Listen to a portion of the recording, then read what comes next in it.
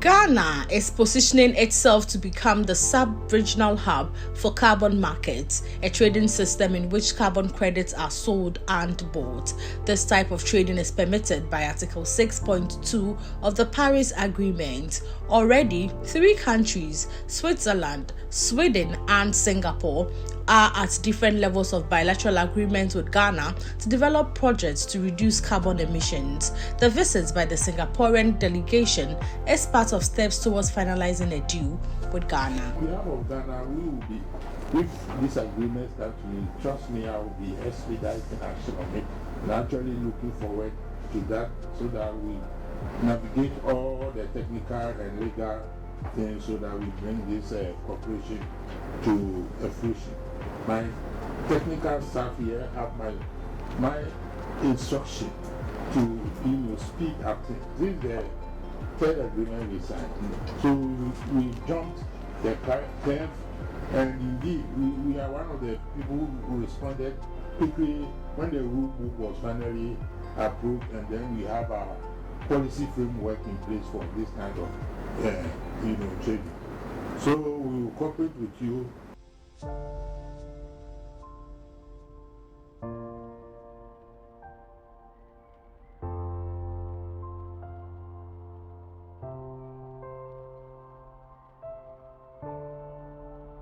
It's my interest to see it to fruition.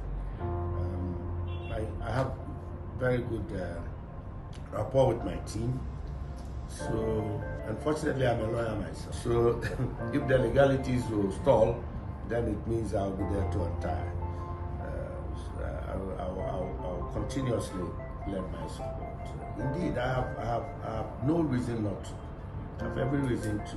I must also say that signing the agreement and taking it off the ground by way of implementation has always been a problem or a challenge for most of these activities. But we are fortunate.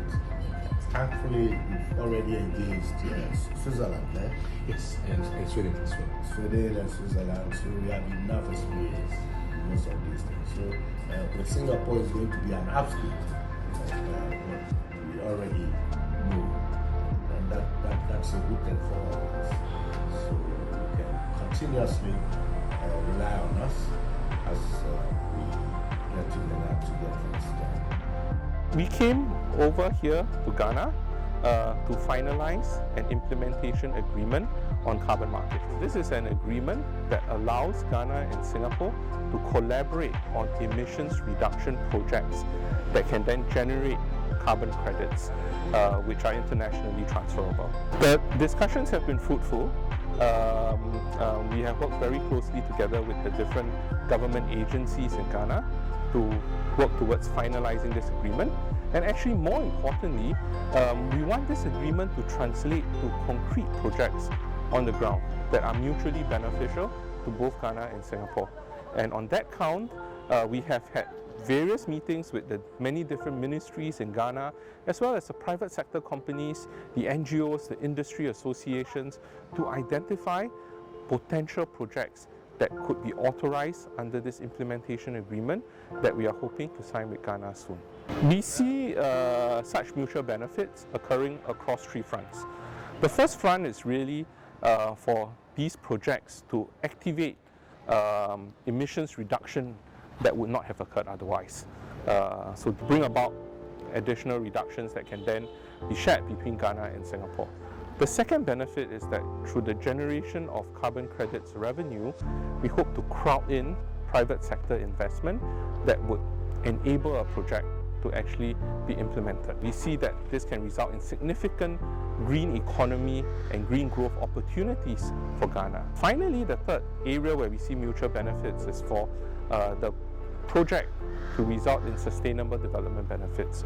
So we are hoping that some of the projects that we implement will result in such benefits that accrue to the local population, the local community in Ghana, either in the form of better livelihoods, jobs creation, more resilient livelihood options, reduce air pollution depending on the kind of projects that we are able to do itself.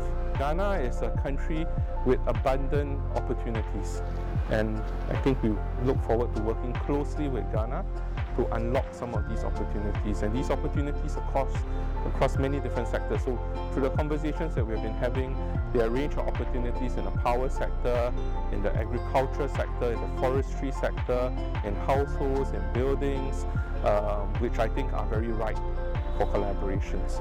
So we look forward to advancing some of the discussions.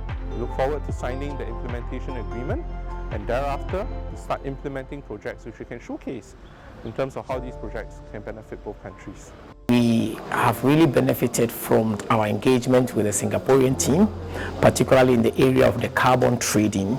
The kind of information through the EPA and then the Singaporean team had been able to share with us has been very insightful and very informative. Having the understanding that whatever we are doing in the area of waste management, in the area of trying to improve the system, has some benefits that can accrue to maybe financial kind of benefit to our organization, is something that is worth knowing. And we've just had a very interesting discussion with the Singaporean delegation, because as well as providing huge financial benefits for farmers, because it's so affordable and effective, by displacing some of the inorganic fertilizers that are currently being used, which farmers can no longer afford, often we can actually also generate big greenhouse gas emission benefits. We reduce greenhouse gas emissions, and that's obviously something of potential interest to our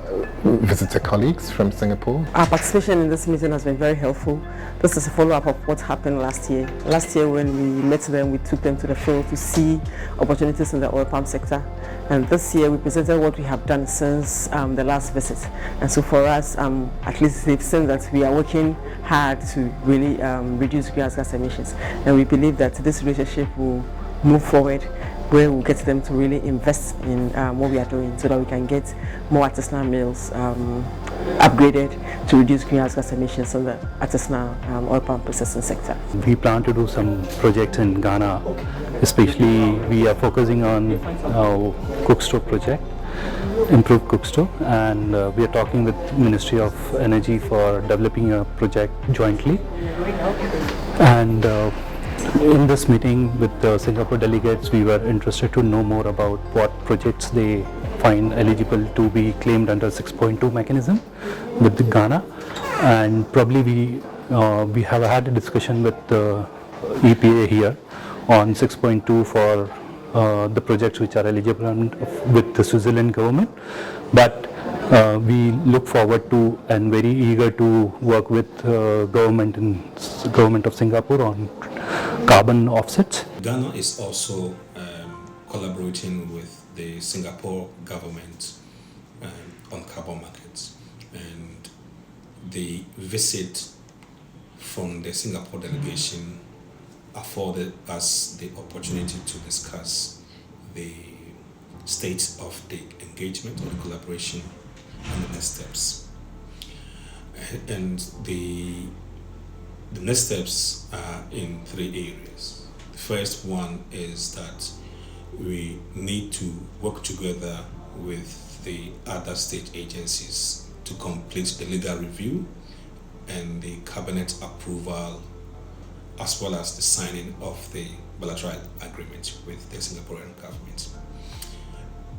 And then at the same time, we also need to look into how to start implementing the various elements of the implementation agreement once it is signed and ratified by both countries. And then, very importantly, is also about how do we then begin to implement the element in the agreement, as well as supporting developmental projects on the ground. Our job as countries is to facilitate or match-make project developers who are interested to take advantage of the opportunities that the bilateral agreement presents, and that is going to be the focus of the joint committee that will be established between the 2 countries. The joint committee secretariat will be made up of people from Ghana and Singapore, and their job is to ensure that the project development under this agreement would be done in accordance